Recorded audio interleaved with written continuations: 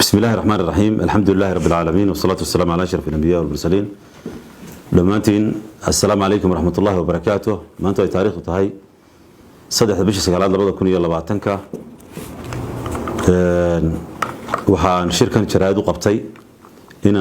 كجاه الله أرن لهذا الهيئة مع المهن دنبه وكوس عبسان بوج للشاقي إن آن وافق سنين شريعة الإسلام كا oo lagu dhigo qaar ka mid ah dugsiyada dalka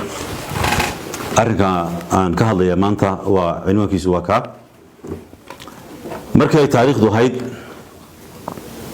27 bisha 8 2020 wasiirka wasaaradda waxbarashada Soomaaliland Axmed Maxamed Diiriye Axmed Toorno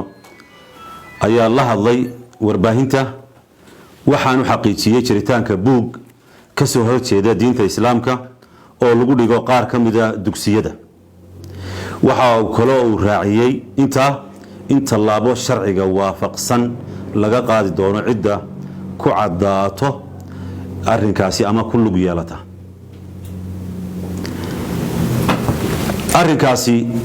waxa uu hareeyay oo xilka laga qaaday agaasimihii waaxda manahijta ee wasaaradda waxbarashada Cabdullaahi Yaasiin Diiriye oo xilkaas soo hayay in ka badan 20 sano agaasimaha xilka laga qaaday oo warbaahinta la hadlay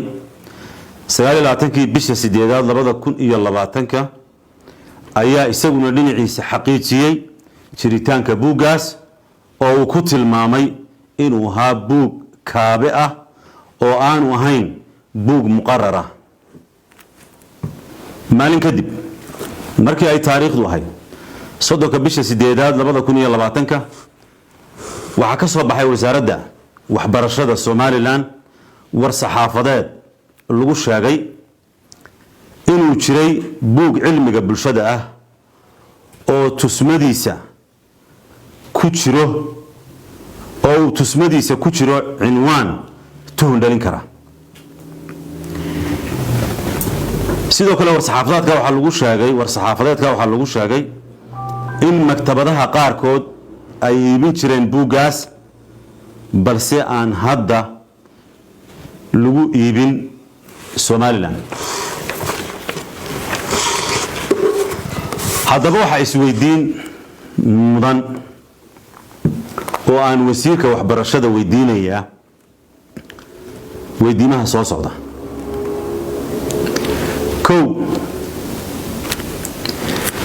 yaa ogolaaday buugaas in lagu dhigo dugsiyada qaar labo dugsiyada lagu dhigay buugaasi waa kuwa ma saddex maktabadaha iibin jiray waa maktabadahee maxaana looga joojiyay afar